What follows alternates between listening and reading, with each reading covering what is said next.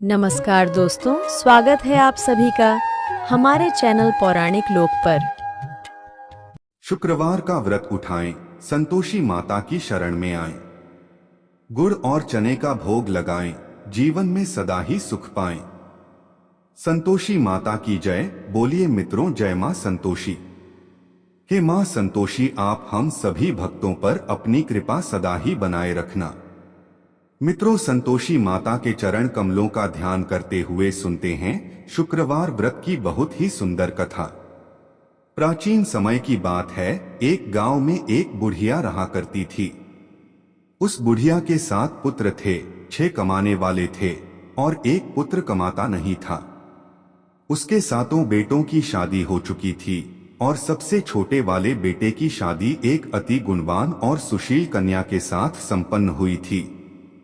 बुढ़िया अपने 6 बहुओं बेटों को बहुत प्यार करती थी, लेकिन अपने 7वें पुत्र का विवाह होने के बाद अपनी सबसे छोटी बहू से घर के सारे काम करवाती और उसे ठीक से खाना भी नहीं देती थी। यह सब बुढ़िया का 7वां बेटा देखता पर अपनी माँ से कुछ भी नहीं कह पाता था, जिस कारण उसकी बहू दिन भर काम में लगी रहती थी। वो उपले थापती, रोटी रसोई करती, बर्तन साफ करती, कपड़े धोती और इसी में उसका सारा समय बीत जाता था। बुढ़िया भी अपने 6 बेटों की रसोई बनाती और उन्हें अच्छा भोजन कराती और पीछे से जो कुछ जूठन बचता सो 7वें बेटे को उठाकर दे देती थी।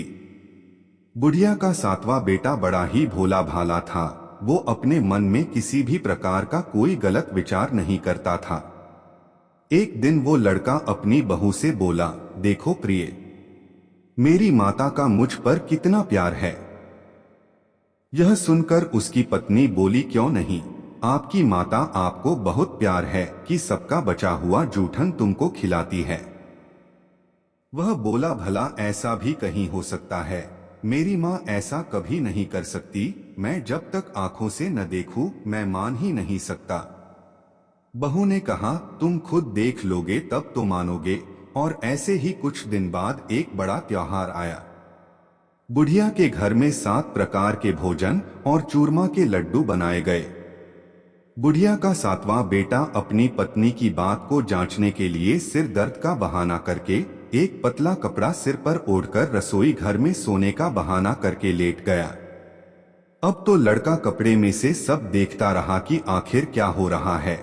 जब 6 भाई भोजन करने आए, उसने देखा कि माँ ने उनके लिए सुंदर सुंदर आसन बिछाए हैं, 7 प्रकार की रसोई परोसी है और हर बेटे को आग्रह करके जिमाती है कि खा ले बेटा। 7वां बेटा कपड़े के पीछे ये सब देख रहा था। 6 भाई भोजन करके उठे तब माता ने उनकी जूठी थालियों में से लड्डुओं के टुकड़ों को उठाया और एक लड्डू बना दिया। जूठन साफ कर बुढ़िया ने 7वें बेटे को पुकारा कि उठो बेटा, 6 भाई भोजन कर गए, अब तू ही बाकी है, उठना, कब खाएगा? वह कहने लगा कि माँ, मुझे भोजन नहीं करना, मैं धन कमाने के लिए परदेश जा रहा हूँ। माँ को बेटे की बात पसंद आ गई कि बेटा परदेश जाएगा तो बहुत सारा धन कमा कर लाएगा। बुढ़िया ने अपने बेटे को जाने की आज्ञा दे दी और कहा कि कल जाता हो तो आज ही जा। वह बोला, हाँ हाँ, आज ही जा रहा हूँ। यह कहकर वह घर से निकल गया। चलते समय उसे अपनी पत्नी की याद आई। वह गौशाला में उपले थाप रही थी। वहीं पर जाकर वो अपनी पत्नी से बोला, हम जावे हैं परदेश को, आगे सो कुछ काल तुम रहियो संतोष से, धर्म आपनो पाल। वह बोली, जाओ पिया आनंद से, हमरु सोच हटाए, राम भरोसे हम रहें, ईश्वर तुम्हें सहाय। पत्नी बोली, दे निशानी आपनी, देख धरू मैं धीर, सुधी हमरी मति बिसारियो, रखियो मन गंभीर। वो बोला कि मेरे पास तुम्हें देने के लिए तो कुछ भी नहीं है, बस यह एक अंगूठी है, सो ले लो और अपनी कुछ निशानी मुझे भी दे दो। वह बोली, मेरे पास आपको देने के लिए क्या है? इतना कहकर वह पति के चरणों में गिरकर रोने लगी। इससे पति के जूतों पर गोबर से सने हाथों से छाप बन गई। वह घर से चल दिया और कई दिनों तक चलता रहा और चलते चलते वो एक दूर देश में जा पहुंचा। वहां पर एक बड़े साहूकार की दुकान थी। वहां जाकर वो कहने लगा, सेठ जी मुझे धन की बहुत आवश्यकता है, मुझे आप नौकरी पर रख लो। साहूकार को भी काम के लिए एक व्यक्ति की जरूरत थी, तो वह बोला कि ठीक है रह जा। लड़के ने पूछा कि साहूकार जी वेतन क्या दोगे? साहूकार ने कहा तुम्हारा काम देखकर दाम मिलेंगे, और ऐसा कहकर उसको साहूकार के यहाँ नौकरी मिल गई। वह रोज सवेरे 7 बजे से रात तक सेठ के पास नौकरी करने लगा। कुछ ही दिनों में वो लड़का दुकान का सारा लेन देन, हिसाब किताब, ग्राहकों को माल बेचना, सारा काम करने लगा। साहूकार के 7 से 8 नौकर थे। वे सब चक्कर खाने लगे कि यह तो बहुत होशियार बन गया है। सेठ ने भी लड़के का काम देखा और 3 महीने में ही उसे आधे मुनाफे का साझीदार बना लिया। इसी प्रकार से समय बीता और वह लड़का 12 वर्ष में ही नामी सेठ बन गया। अब तो मालिक सारा कारोबार उस पर छोड़कर बाहर चला गया। संतोषी माता व्रत कथा के अनुसार अब बहू पर क्या क्या बीत रही है, सो आप सुनो। बेटे के जाने के बाद सास अपनी बहू को बहुत दुख देने लगी। सास सारी गृहस्थी का काम करवाकर बहू को लकड़ी लेने जंगल में भेज देती। इस बीच घर की रोटियों के आटे से जो भूसी निकलती उसकी रोटी बनाकर रख दी जाती और फूटे नारियल के खोपरे में पानी पीने के लिए दिया जाता, और इस तरह उस दुखियारी के दिन बीत रहे थे। पति के जाने बाद बहू पर सास के अत्याचार धीरे धीरे और ज्यादा बढ़ते चले गए। एक दिन बहू इस सब से दुखी होकर मंदिर चली गई। वहां उसने देखा कि बहुत सी स्त्रियां कोई पूजा कर रही थीं। उसने स्त्रियों से उस व्रत के बारे में जानकारी ली तो वे बोली कि हम संतोषी माता का व्रत कर रही हैं। इससे जीवन के सभी प्रकार के कष्टों का नाश होता है और जीवन में सुख समृद्धि आती है। निपुत्र को पुत्र मिलता है, प्रीतम बाहर गया हो तो जल्दी अपने घर को आता है। कुंवारी कन्या को मनपसंद वर मिलता है, सब तरह की सुख शांति प्राप्त होती है और जो कुछ मन में कामना हो वे सब इस संतोषी माता की कृपा से पूरी हो जाती है। उन स्त्रियों ने उसे बताया कि शुक्रवार को नहा धोकर एक लोटे में शुद्ध जल ले गुड़ चने का प्रसाद बना लेना तथा सच्चे मन से माँ का पूजन करना। हर शुक्रवार को निराहार रह संतोषी माँ की कथा कहना सुनना। इसके बीच व्रत का क्रम टूटे नहीं, सो लगातार इस नियम का पालन करना। साथ में कथा सुनने वाला कोई न मिले तो घी का दीपक जलाकर उसके आगे जल के पात्र को रखकर कथा कहना। जब तक कार्य सिद्ध न हो नियम पालन करना और कार्य सिद्ध हो जाने पर ही व्रत का उद्यापन करना। 3 मास में माता व्रत का फल पूरा करती है। यदि किसी के खोटे ग्रह हो तो भी माता 1 वर्ष में अवश्य कार्य को सिद्ध करती हैं। इसलिए कार्य सिद्ध होने पर ही उद्यापन करना चाहिए, बीच में नहीं। उद्यापन में 2.5 सेर आटे का खाजा तथा इसी परिमाण से खीर तथा चने का साग तैयार करना। 8 लड़कों को भोजन कराना। जहां तक मिले देवर जेठ भाई बंधु कुटुंब के लड़के लेना, न मिले तो रिश्तेदारों और पड़ोसियों के लड़के बुलाना, उन्हें भोजन कराना, यथाशक्ति दक्षिणा देना और माता का व्रत पूरा करना। इस दिन खटाई भूल कर भी मत खाना और न ही किसी को खाने को देना और दिन में 1 वक्त भोजन करना। उन महिलाओं से व्रत का सारा विधान सुनकर अब तो बहू हर शुक्रवार को पूरी सच्ची श्रद्धा से संतोषी माता का व्रत करने लगी। संतोषी माता की कृपा से कुछ ही दिनों के बाद उसे अपने पति का पत्र मिला, साथ ही पति के भेजे हुए पैसे भी आ गए। यह सब देखकर जेठानी मुंह सिकोड़ने लगी और बोली, इतने दिनों में पैसा आया, इसमें क्या बड़ाई है। लड़के ताने देने लगे, काकी के पास अब पत्र आने लगे, रुपया आने लगा, अब तो काकी की खातिर बढ़ेगी, अब तो काकी बुलाने से भी नहीं बोलेगी।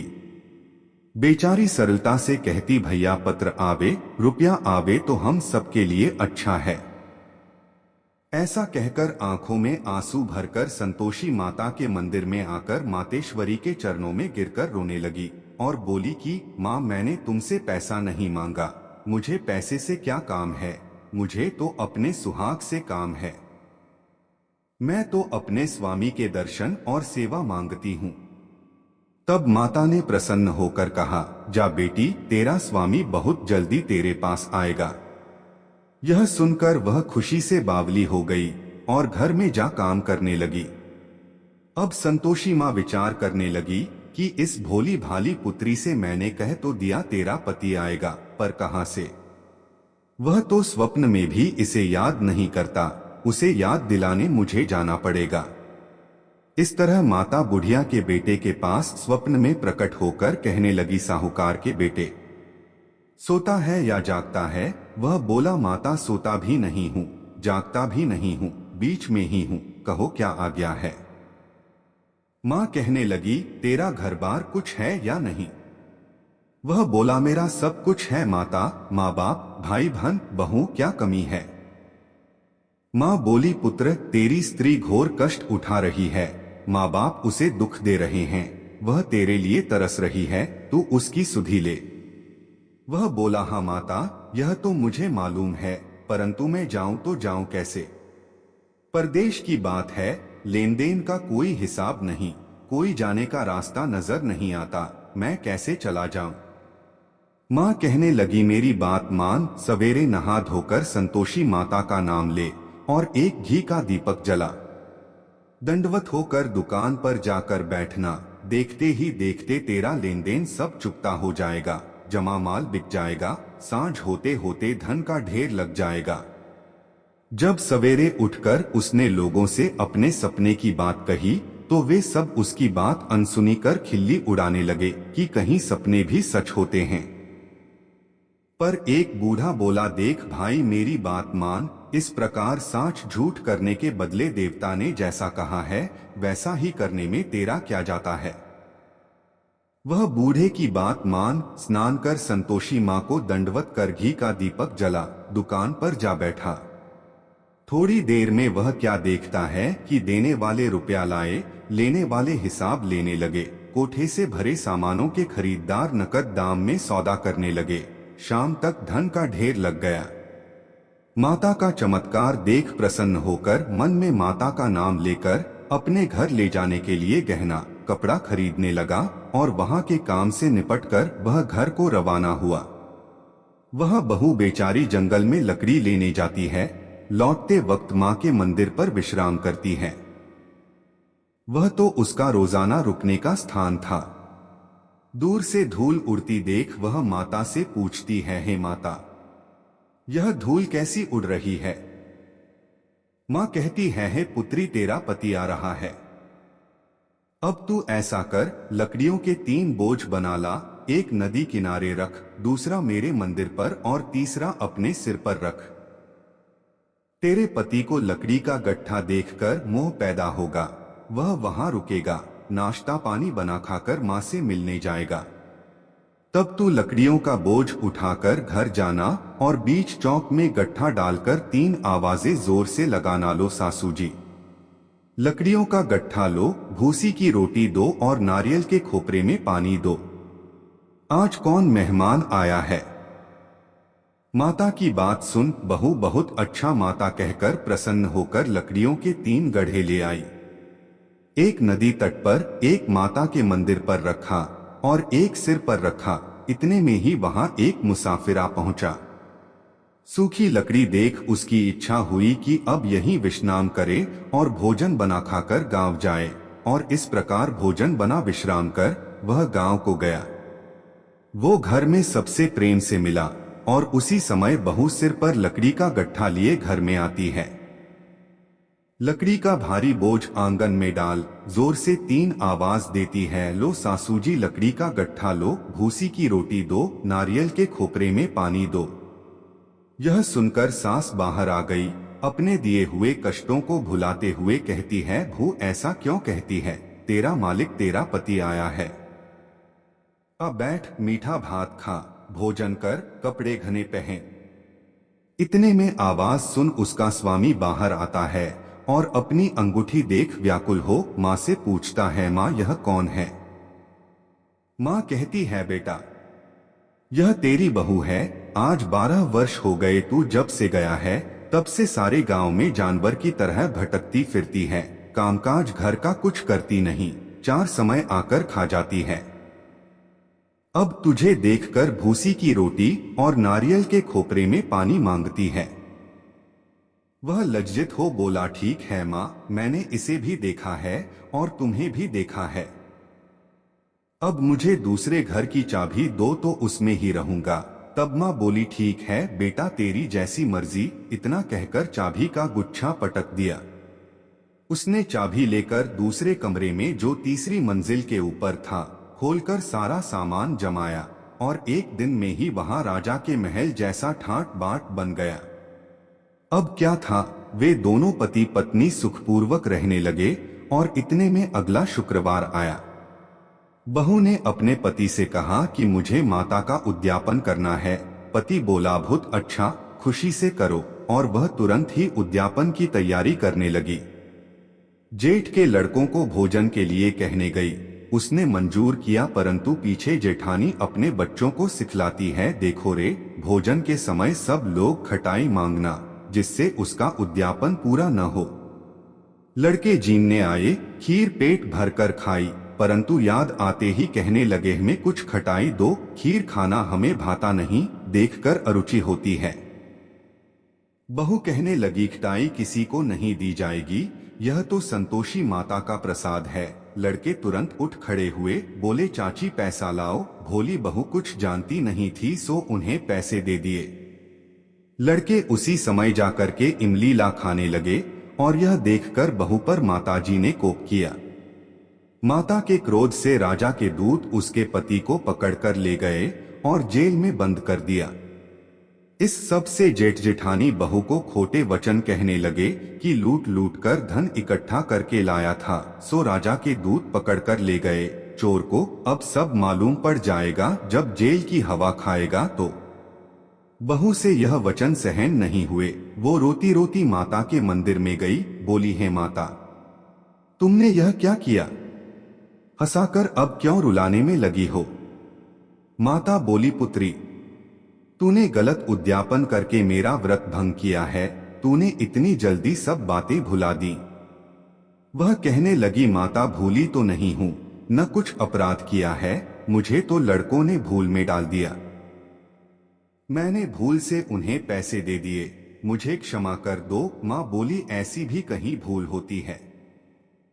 वह बोली, माँ मुझे माफ कर दो, मैं फिर तुम्हारा उद्यापन करूंगी। माँ बोली, ठीक है, पर अब भूल मत करना। वह बोली, अब नहीं होगी। माँ बोली, जा पुत्री, तेरा पति तुझे रास्ते में ही आता मिलेगा। और वह घर को चल दी।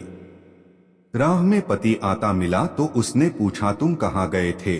तब वह कहने लगा, इतना धन कमाया है, उसका कर राजा ने मांगा था, वही भरने गया था। वह प्रसन्न होकर बोली, भला हुआ, अब घर चलो। कुछ दिन बाद फिर शुक्रवार आया। वह बोली, मुझे माता का उद्यापन करना है। पति ने कहा, ठीक है, करो।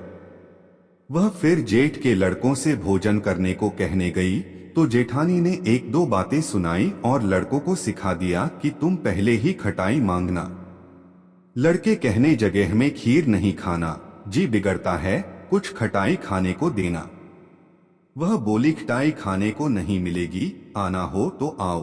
और ऐसे वह ब्राह्मणों के लड़के बुलाकर भोजन कराने लगी। यथाशक्ति दक्षिणा की जगह एक एक फल उन्हें दिया और इससे संतोषी माता प्रसन्न हुई। माता की कृपा होते ही 9वें मास उसको चंद्रमा के समान सुंदर पुत्र प्राप्त हुआ। वो पुत्र को लेकर प्रतिदिन माता जी के मंदिर में जाने लगी। माँ ने सोचा कि यह रोज आती है, आज क्यों न मैं ही इसके घर चलूं, इसका आसरा देखूं तो सही। यह विचार कर माता ने भयानक रूप बनाया। गुड़ और चने से सना मुख, ऊपर सूंड के समान होंठ, उस पर मक्खियां भिनभिना रही थीं।